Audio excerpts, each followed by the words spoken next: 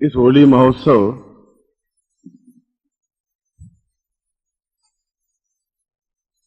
को प्रारंभ करने से पूर्व मैं एक श्लोक से अपने विचार आपके सामने चिंतन रख रहा हूं। साधकों का और साधिकाओं का, शिष्यों का और शिष्याओं का, पुत्रों का और पुत्रियों का, जो भी जिस रूप में भी आपके संबंध, आपकी आत्मीयता मेरे साथ है, सबसे पहले तो मैं उस दृष्टि से आपको आशीर्वाद देता हुआ इस शिविर का प्रारंभ कर रहा हूं। अपने प्रवचन के माध्यम से जोर से तालियों के साथ में हम होली का उत्सव मनाएंगे।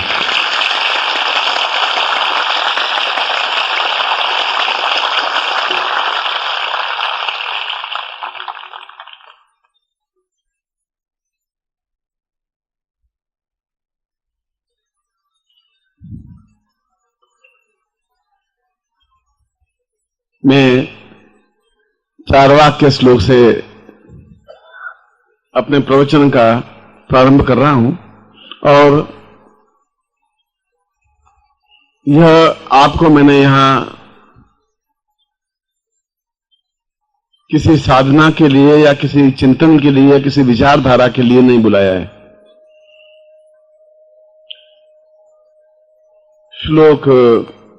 जिस श्लोक को विश्वामित्र ने, या आप नाम सुन करके भी थक गए होंगे कि विश्वामित्र और वशिष्ठ और कणाद और पुलस्त्य और ऋषि और साधु और सन्यासी, मगर उन्होंने एक बड़ी अच्छी बात कही है।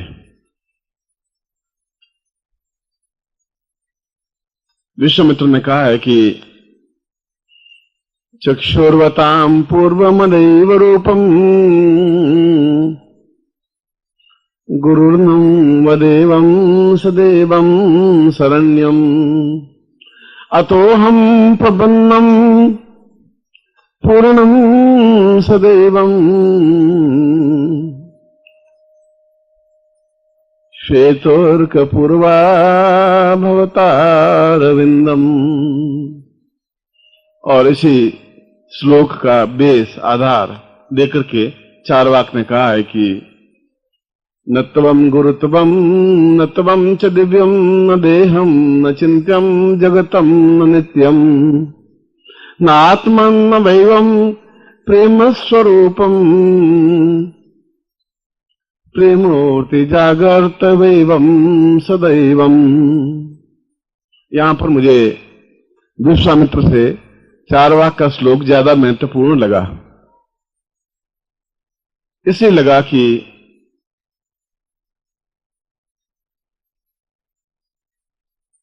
जीवन का मूल आधार, जीवन का मूल सत्व, मूल रस जो जीवन है, वह जीवन अपने आप में, उस जीवन को चारवाक ने होली कहा है। होली एक त्योहार नहीं है। हमने होली को त्योहार माना है, और हमने होली का त्योहार इसलिए माना है कि जितने उच्च कोटि का वैज्ञानिक चारवाक था, उतने उच्च कोटि का वैज्ञानिक तो आइंस्टीन भी पैदा नहीं हुआ,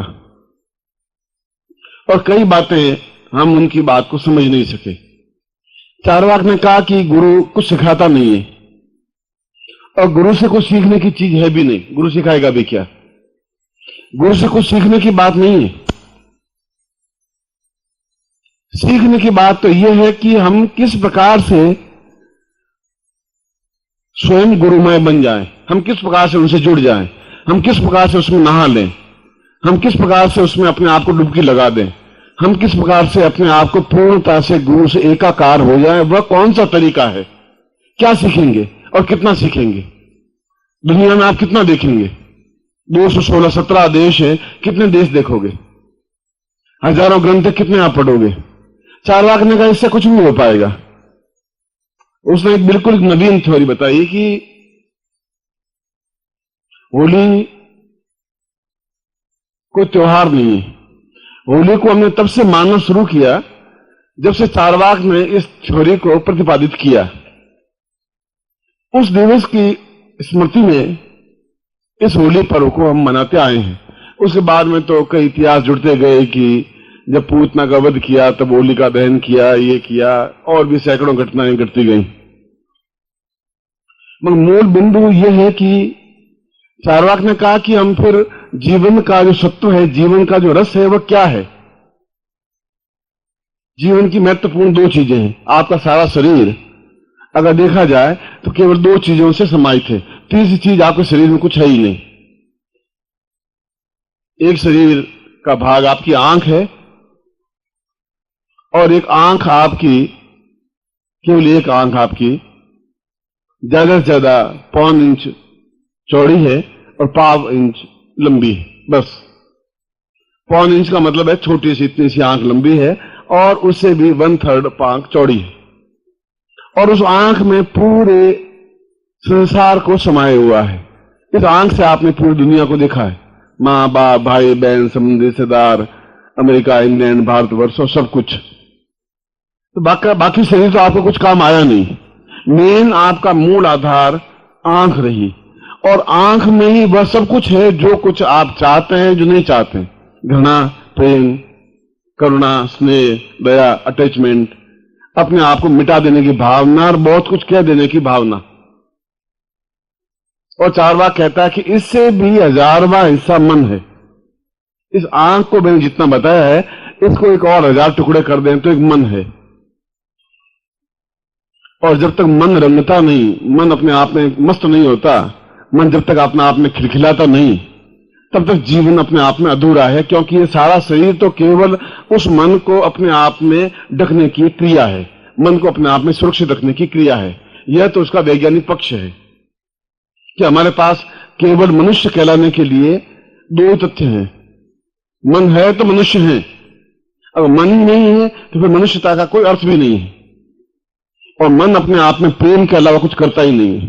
मन घृणा नहीं करता है, घृणा आपकी आंख करती है। मन गालियां नहीं देता, गाली आपकी आंख देती है। आपकी आंख में ये कि मेरा दुश्मन है, ये मेरा मित्र है, ये स्वजन है, ये बदमाश है, ये अच्छा है, ये आपकी आंख कहती है। गंदगी, अच्छा, ये सब आपकी आंख करती है, मगर मन आपको कभी इस बात के लिए प्रेरित नहीं करता। तो चारवाक कहता है कि ऐसी क्या तरकीब है कि हम स्वयं गुरुमय बन जाएं। हम उनसे क्या सीख पाएंगे, कितना सीख पाएंगे, कितने साल तक आप सेवा कर पाएंगे। और मैं भी आपको यहां बुलाया है, उसके पीछे यही चिंतन, यही विचारधारा है कि जीवन का बहुत बड़ा भाग पिछले करीब 40-50 वर्षों से शिष्यों को समाहित करता करता आया हूं। और इसमें कोई दो राय नहीं कि शिष्यों ने बहुत अच्छी उपलब्धियां प्राप्त की भी, नहीं भी की। मगर मूल रहस्य क्या है, उस मूल रहस्य को मैं आपके सामने स्पष्ट कर रहा हूं। पहली बात, मूल रहस्य यह है कि उस चारवाक ने कहा कि गुरु के प्रवचनों से सुख सुनने से क्या हो पाएगा। किसी लड़की से बातें आप 3 घंटे कर लेंगे, उसे क्या हो जाएगा। वो आपको उपदेश देती रहेगी, मैं नहीं आ सकती, ऐसा नहीं कर सकती, ऐसा कुछ हो नहीं सकता, मेरी माँ बहुत लड़ाकू झगड़ालू है, तुम समझते नहीं हो, मेरे बाप को देखा नहीं है, बहुत सारा दुष्ट है, तुम थोड़ा ध्यान रखा कर। इधर 3 घंटे बातचीत करने से होगा क्या। जब तक मन जुड़ेगा नहीं तब तक ये कुछ होगा नहीं। चारवाक भी यही बात कह रहा है। चारवाक कह रहा है कि आपको यदि कुछ सीखना है तो गुरु कुछ सिखा नहीं सकता।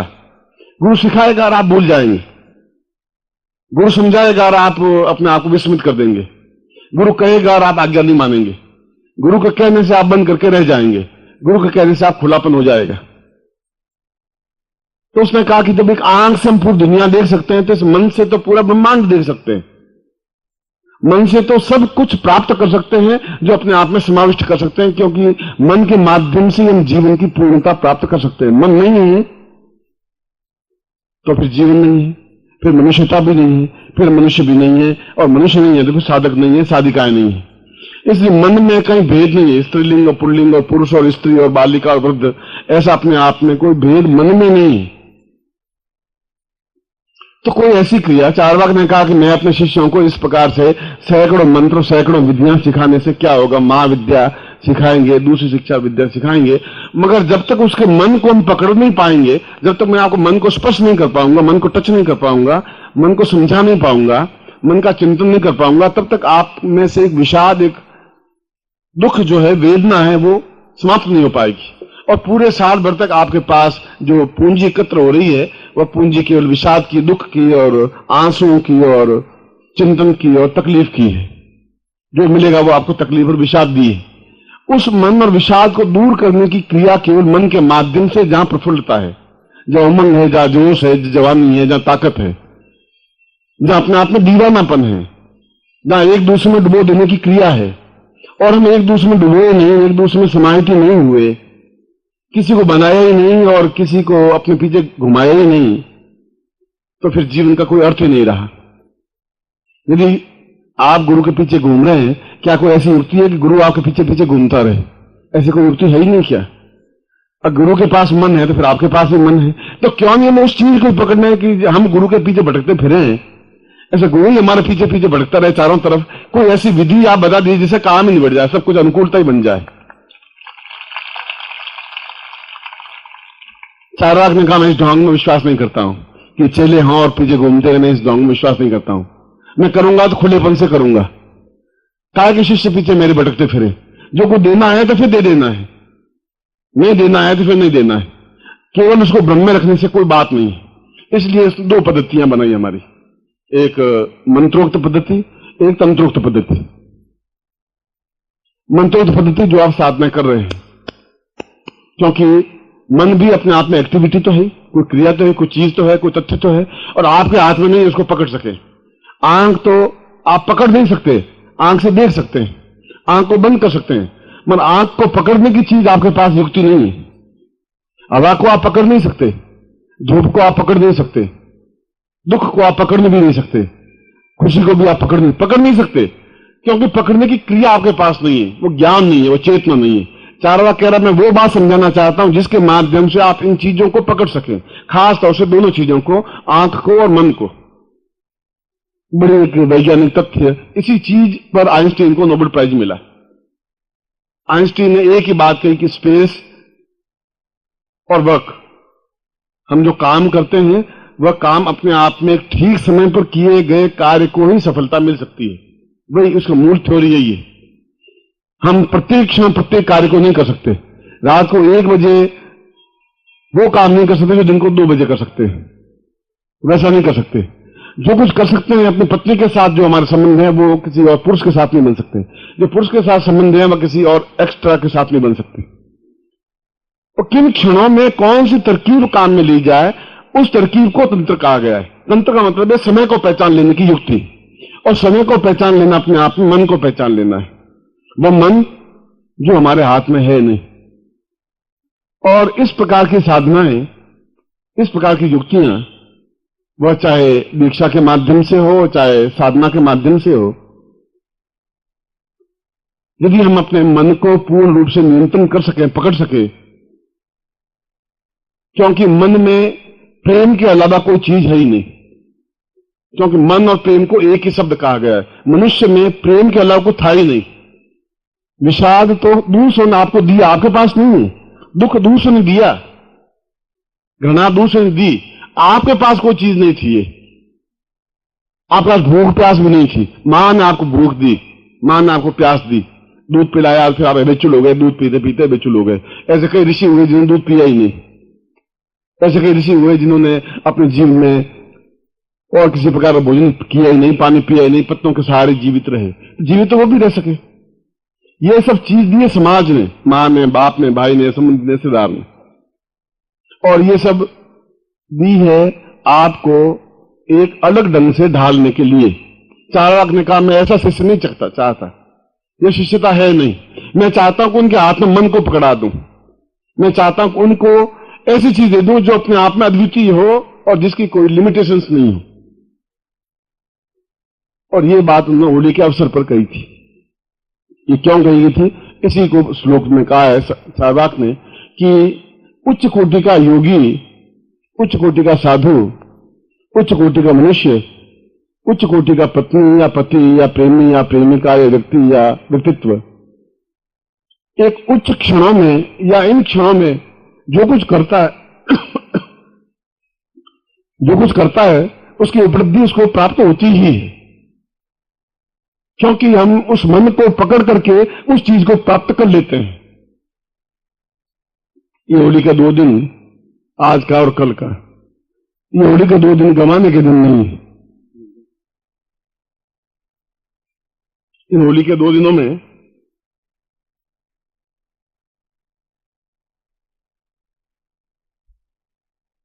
कुछ प्रयोग कर लेने हैं, कुछ ऐसे प्रयोग कर लेने हैं जो जिसका हमारे जीवन में अभाव रहा है।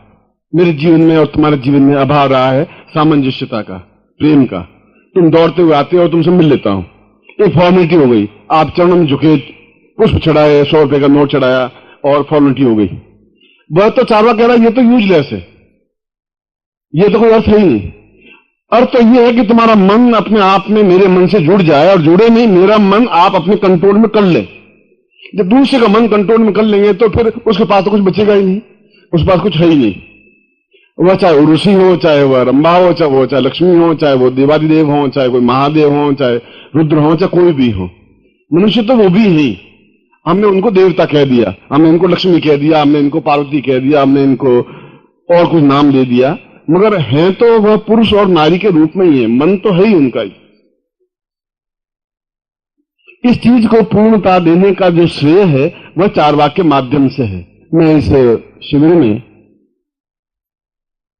इस होली के शिविर में मैं उन प्रयोगों को संपन्न करवाना चाहता हूं जिनके माध्यम से आप गुरु से कुछ सीखे नहीं। मैं आपको कितना सिखाऊंगा? सिखाने से तो बात नकली बन जाएगी। मैं कहूंगा तुम ऐसा काम करो, तुम मन में सोचोगे कि ऐसा करने से कैसे होगा। मैं किसी लड़की को कहूंगा तुम आओ, तो 2 बार सोचेगी कि 10 लोगों ने देख लिया तो क्या उपाय हो पाएगा, तुम नहीं आ पाओगे। मैं तुम्हें कहूंगा ये थोड़ा व्यापार कर लो, तुम 10 बार सोचोगे कि इस व्यापार करने से लाभ होगा कि नहीं होगा। इन्हें सिखाने से नहीं हो पाएगा। तब हो पाएगा जब आप स्वयं अपने मन को उस मन में समाहित कर लोगे और उस मन को अपने आप में पकड़ लोगे, जो मन अपने आप में ज्ञानवान है, चेतनावान है, और जो आंख से भी बहुत छोटा है, जो इतना छोटा है जो आपके हाथ की मुट्ठी में और उंगली में और अंगूठे में नहीं आ सकता। उसको मन को पकड़ने की क्या क्रिया है, किस प्रकार से हम मन में, आत्मा में और शरीर के कण कण में, रोम रोम में उस गुरु को स्थापन कर लें जिसको हमने गुरु ब्रह्मा, गुरु विष्णु, गुरु देवो महेश्वर कहा गया है। क्यों कहा गया है? गुरु तो ब्रह्मा है नहीं। चारवाक कह रहा किसने कहा कि वो विष्णु है, किसने कहा वो रुद्र है? इसलिए है कि उनके गुणों का समावेश उसके शरीर में है। रुद्र का समावेश शिव को इसलिए कहा गया, शिव संहार का देवता है, वह समाप्त करता है, मृत्यु का देवता है, और हम शत्रुओं पर संहार कर सके इसलिए हम रुद्र हैं, इसलिए गुरु को रुद्र कहा गया है। विष्णु पालन करता है, वह अपने आप में पूर्णतः ऐश्वर्यवान है, लक्ष्मी जिनके पांव दबाती है, इसलिए गुरु को भी विष्णु कह दिया गया है। और ब्रह्मा इसलिए कहा गया कि वह अपने आप में सृजन करता है, निर्माण करता है, बनाता है, चाहे संतान को, चाहे घर को, चाहे मकान को, चाहे पत्नी को, चाहे संबंधी को, चाहे रिश्तेदार को। इसलिए उनको दिखाने से गुरु ब्रह्मा, गुरु विष्णु, गुरु देवो महेश्वर कहा गया है। वह न तो ब्रह्मा है, न विष्णु है, न महेश्वर है या नहीं। तो किस प्रकार से हम इन तीनों जो ताकतें, जो क्षमता उनके पास में है, उन क्षमताओं ताकतों को अपने अंदर समाविष्ट कर लें, हम समाविष्ट कर लें या उनके मन को अपने अंदर समाविष्ट कर लें। अगर मेरी बुद्धिमानी होती तो मैं आपके मन को अपने अंदर समाविष्ट करता, वो ज्यादा अच्छा रहता। वो इसलिए अच्छा रहता कि आप मेरे पीछे घूमते रहते। मैं चारवाक ने कहा ऐसा नहीं, गुरु है तो फिर जब शिष्य सक्षम हो जाए तब उनको अपने आप में पूर्णता उनको दे देनी चाहिए, लोर्थमा देनी चाहिए, फिर आप अपने आप में फ्री हो सकेंगे। तब शिष्य अपने आप में पूर्णता प्राप्त कर सकेगा, क्योंकि उसके अंदर वह व्यक्ति बैठा होगा जिसको ब्रह्मा कहा गया है, वह उसके मन में बैठा होगा जब विष्णु कहा गया है। हृदय से तो फिर भी निकल सकता है। आज हृदय में आपके प्रति प्यार है, कल आपके प्रति घृणा भी हो सकती है। हृदय तो बिल्कुल चंचल है, इसलिए हृदय को आंख नहीं कहा गया है, मन को आंख कहा गया है। इसलिए आज तक जो प्रयोग करवाए गए वो हृदय से गुरु धारण प्रयोग करवाए गए, और हृदय अपने आप में परिवर्तित होता रहता है। आज हृदय जिसके प्रति है, कल उसके प्रति नहीं है। आज हृदय जिसको चाहता है, कल उसको नहीं चाहता है, क्योंकि हृदय तो मस्तिष्क से जुड़ी हुई एक ग्रंथि है, जुड़ा हुआ एक समावेश है, जुड़ा हुआ अपने एक एक्टिविटी है। पर मन किसी से जुड़ा हुआ नहीं है। मन में जो आ गया वो आ गया, किसी को चाह लिया वो चाह लिया, चाहे गुरु छोटा है, चाहे बड़ा है, चाहे सन्यासी है, चाहे साधु है, चाहे अच्छा है, चाहे बुरा है, और जिंदगी उसके पीछे खपा देते हैं। और जो जिंदगी उसके पीछे अपने आप को खपा देता है, उसकी तो कोई तुलना देवता भी नहीं कर सकते। हम किसी के हो जाएं, ये बहुत बड़ी बात है, मगर किसी को अपना बना लें, वह उससे भी बहुत बड़ी बात है। उसको अपना सब कुछ बना लें। मैं आपको अपना शिष्य बना लूं, ये तो बड़ी बात नहीं, मगर आप मुझे अपने आप में पूरा समावेश करने का मेरा अस्तित्व ही नहीं रहे, यह उससे भी बड़ी बात है। और ऐसी चीज दूसरी प्राप्त नहीं हो सकती, ऐसा संभव नहीं हो सकता। और ऐसा प्रयोग तो केवल होली के ऊपर ही हो सकता है। क्यों हो सकता है कि यदि आपको ज्योतिष का ज्ञान हो तो होली के दिनों में कालो यम निवदा विपुलाज लक्ष्मी, कुछ समय का ऐसा प्रभाव अपने आप में होता है। उस समय ही केवल मन जागृत होता है। केवल 3 दिनों के लिए पूरा मन जागृत होता है, बाकी सुषुप्त अवस्था में रहता है। आप देखेंगे कि होली आते ही एक अजीब तरह की मस्ती, एक अजीब तरह की उमंग, एक अजीब तरह का जोश जीवन में आ जाता है। जो कुछ करना चाहता है, बहुत कुछ करना चाहता है, अबीर गुलाल होली, एक दूसरे को रंगने की क्रिया, एक दूसरे को प्यार करने की क्रिया, एक दूसरे को याद करने की क्रिया, एक दूसरे को मिलने की क्रिया। होली के दिनों में ऐसा क्यों होता है, बाकी दिनों में ऐसा क्यों नहीं होता? क्यों ऐसा होता है कि हम बिल्कुल मस्ती के साथ नाचते झूमते हुए काम करें, झूमते हुए एक दूसरे के साथ घूमें, गले मिलें, झूमते हुए अपना आप को कार्य करें? ऐसा होली के दिनों में क्यों होता है? क्योंकि होली के दिनों में वह ग्रंथि, वह मन अपने आप में खुल जाता है जिसको पुष्प दल कहा गया है, जिसको कमल दल कहा गया है। और उस कमल दल में अपने आप में 16 पंखुड़ियों में समस्त सिद्धियां समावेश हैं। वह केवल होली के दिनों में ही समावेश। बाकी आप किसी भी दिनों में आप देखेंगे तो आप किसी एक्स्ट्रा दिन आकर के मेरा आप गुलाल लगाएंगे तो मैं आपका गला पकड़ूंगा, क्या करूं? पागल, दिमाग खराब है। आप सड़क पे चलते हो, आज किसी गुलाल लगा देंगे तो आज आपको लड़ाई झगड़ा कोई नहीं कर पाएगा, क्योंकि उसका मन भी चाहे 5 इंच खुला हुआ है, आपका 100% खुला हुआ है। इस मन खुले हुए मन पर ही गुरु को स्थापन किया जा सकता है, या जो सिद्धियां, जो साधनाएं हम करना चाहें वह उस मन में स्थापन हो जाए और मन फिर वापस पंखुड़ित हो जाता है। आपने कमल देखा होगा, कमल के ऊपर भंवरा मंडराता रहता है और दिन भर मंडराता रहता है। शाम को होता है और कमल, उस कमल के बीच में जाके भंवरा बैठ जाता है पूर्ण रूप से, और धीरे धीरे कमल की पत्तियां बंद होती पूर्ण रूप से बंद हो जाती, और कमला, वो भंवर अपने आप में उसमें कैद हो जाता है। सारी रात उसमें कैद रहता है। भंवरा बहुत फड़फड़ाता है, बहुत चिल्लाता है, बहुत चीखता है, बहुत उड़ने की क्रिया करता है, बहुत बन बन आवाज करता है, मगर कमल से निकल नहीं पाता। वह तो वापस सूर्य उगेगा और जो कमलनी वापस खिलेगी तो भंवर बाहर निकल पाएगा। आपका मन भी वैसा कमल ही है, और यह अभी तक किसी ने इसको स्पष्ट किया ही नहीं। जब शंकराचार्य ने इसको स्पष्ट जरूर किया, मगर शंकराचार्य ने एक अपने तरीके से किया। मगर सीधी सादी बात, चाहे गोरखनाथ हो चाहे उसने कहा कि कुछ दिन, और होली के जो 2 या 3 दिन है, उन 3 दिनों में सब कुछ देने की क्रिया है, अगर गुरु चाहे तो। ये साथ में जोड़ दिया। क्यों गुरु चाहे तो? इसलिए कि गुरु देना चाहता नहीं है, कभी गुरु नहीं देना चाहेगा, क्योंकि गुरु देने के बाद गुरु के पास कुछ रहेगा ही नहीं। इसलिए गुरु आपको कुछ साधना देगा, कुछ मंत्र देगा, कुछ और धारणा देगा, कुछ ध्यान देगा, कुछ समाधि देगा, और कुछ चीजें ही दे पाएगा। मेरे मानस में सीधा साधा विचार है कि फिर देना है तो या तो पूर्णता के साथ दे देना है, या बिल्कुल मना कर देना है। दोनों में से एक क्रिया कर देना है। फिर मन तुम्हारा अपने पास में अगर है तो उसको पूर्ण रूप से बंद हो, तो मैं उसमें भमरा बंद करके अंदर गुंजित होता ही रहूं, और उस गुंजन क्रिया को समाधि कहते हैं। बस ये समाधि अवस्था यह है कि अंदर एक कहा गया कि गुंजरेतिताम पूर्णताम सस्वाधीन अवस्थावती। समाधि अवस्था उसको कहते हैं कि अंदर पूर्ण रूप से गुंजन होता रहे। वो गुंजन होगा कैसे? वो गुंजन आपके किसी मंत्र के माध्यम से नहीं हो पाएगा। वो गुंजन तो देवता के माध्यम से या गुरु के माध्यम से ही हो पाएगा। वह मन अपने आप में पूरे साल भर के लिए जब उसके अंदर जो भी समावेश करे, आप देखेंगे कि इन दिनों में आप अगर किसी प्रेम करेंगे तो साल भर प्रेम चलता ही है, घृणा करें तो साल भर घृणा चलेगी। इसलिए होली के दिनों में लोग एक दूसरे गले मिलते हैं कि साल भर में जो लड़ाई झगड़े हो गए छोड़ो उसको, अब अपन प्रेम से मिलते हैं, और जो साल भर में जो कुछ मैंने बोला, तुमने बोला, उसको भूल जाते हैं अपन, क्योंकि वो इस समय के बाद में वापस साल भर तो वो चलेगा ही चलेगा। जो कुछ भूलना है और जो कुछ प्राप्त करना है वो यही समय। प्राप्त करने की क्रिया केवल एक है, प्रेम। इसके अलावा प्राप्त करने की कोई क्रिया है ही नहीं।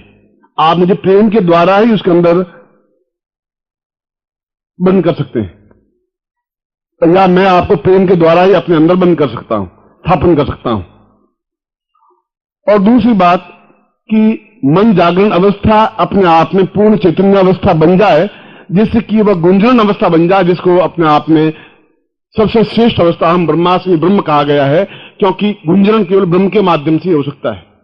और जहां ब्रह्म है, जहां मन है, जहां आत्मा है, जहां गुरुत्व है, तो गुरुत्व की सारी सिद्धियां हैं।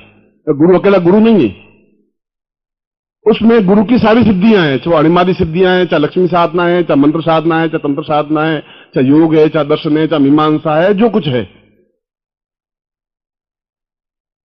इसलिए आज मैंने उस गुप्त रहस्य को आपके सामने स्पष्ट किया, या गुरु स्पष्ट करता नहीं, क्योंकि गुरु स्पष्ट करता है तो गुरु समाप्त हो जाता है। जो गुरु ने अपना सब कुछ दे दिया, उस गुरु के पास कुछ रहा ही नहीं, उसके बाद तो सीधी समाधि लेता है या सीधा अपने आप में संन्यास लेता है। मगर मैं आपसे क्यों छुपाऊं? मतलब छुपाता वह है जिसके पास छोटी सी पूंजी हो, 10 रुपए का नोट होगा तो 10 बार छुपाऊंगा, या करोड़ों रुपए में 10 रुपए छुपा करके मैं करूंगा भी क्यों छुपाऊंगा उस बात के पास में। और यदि आपको कुछ मिला नहीं मान लो, तो फिर आपका आना भी बेकार हो जाएगा, मेरा मन भी अपने आप में एक अशांत सा होगा कि जो होली के दिनों में जो दिया जा सकता है वही भी तुमने अगर नहीं दिया तो तुम्हारे जैसा कोई न्यून नहीं आदमी, तुम सबसे न्यून आदमी हो। जो तुमने होली के दिनों में जो देना था वह तुमने नहीं दिया, ये अपने आप उसके साथ धोखा किया, छल किया उन शिष्यों के साथ जिनको ज्ञान नहीं था। किसी को ज्ञान नहीं और मैं उनको भटका दूं, सोच टिकट इधर नहीं, तुम इधर चले जाओ, यहां सोच टिकट मिल जाएगा, वो उसके साथ धोखा है। यदि मैं आपको दो टूक कहूं कि होली के दिनों में ये सब कुछ प्राप्त हो सकता है, तो ये सत्य है, और सत्यता आपके सामने मुझे रख देना चाहिए, क्योंकि पूर्ण व्यक्ति ही दूसरे को पूर्णता दे सकता है, अधूरा व्यक्ति दूसरे को पूर्णता नहीं दे सकता। होली का सत्र प्रारंभ हुआ है, और होली के सत्र के प्रारंभ में आप मन और साधनाओं की बात कैसे ले बैठे? इसलिए बैठा कि होली के 2 दिनों में से आधा दिन बीत चुका है, केवल 1.5 दिन हमारे पास रहा है। और 1.5 दिनों में भी मैं अगर आपको, क्योंकि पिछली बार जिन लोगों को जो कुछ मैंने साधनाएं दी थी, मैं देख रहा हूं कि उनमें से 98% व्यक्तियों ने साधना संपन्न की और मुझे मिले हैं और बताया है। इसलिए इन 1.5 दिनों में मैं उस जगह पहुंचा देना चाहता हूं कि आपको एक एक साधना करने की अपेक्षा पूर्ण साधनात्मक रूप से बना दूं। इसलिए बना दूं कि आप, मैंने अभी तुम्हें बताया कि ब्रह्मा विष्णु महेश 3 ही महादेवता सबसे श्रेष्ठ देवता क्यों कहे गए, क्योंकि 3 के अलावा चौथी चीज हमारे पास है ही नहीं।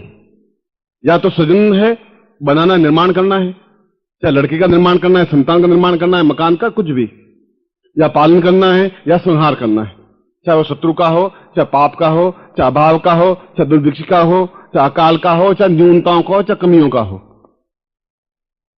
और इसीलिए इन तीनों देवताओं को, ब्रह्मा विष्णु और महेश को सबसे श्रेष्ठ देवता माना गया है, और फिर इन तीनों देवताओं को समावेश करके एक चीज बनाई गई, ब्रह्म। और इसीलिए गुरु को ब्रह्मा कहा गया, गुरु ब्रह्मा गुरु विष्णु। वह ब्रह्म अपने आप में, गुरु ब्रह्म खलविदम सर्वदा, सारा संसार अपने आप में खल है, मूर्ख है, क्योंकि ब्रह्ममय केवल गुरु है। उसको मूर्ख क्यों कहा गया? इसलिए मूर्ख कहा गया कि यह चीज इन 2 दिनों में सिखाने की कोई चीज है ही नहीं आपको। आपको तो वह चीज अपने आप में पूर्ण आत्मसात करने की है। वह तब हो पाएगा जब मैं आपको आत्मसात, आपको ज्ञान दे सकूं। वह आपके हृदय को नहीं, आपके मन के अंदर जागृत कर सकूं, चेतना में दे सकूं, तब आपके सामने स्पष्ट हो सके कि आप क्या हैं। मैं आपको बता सकूं कि आपके चारों तरफ एकदम से कैसा क्रिएट बन रहा है, एक ज्योतिपुंज कैसा बन रहा है। आप दूसरे दिन आप देख सकेंगे आपके कितना उल्लास है, उमंग है, जोश है। यदि आपका चेहरा उदास और मरा हुआ सा होगा तो जीवन का कोई अर्थ नहीं है। गाएं, नाचें, झूमें मस्ती के साथ, और मैं आपको नाचते, झूमते, गाते हुए भी सब कुछ दे दूंगा। आपको रखने की कोई जरूरत ही नहीं रहेगी, इतना अधिक कि आप प्राप्त ही नहीं कर पाएंगे।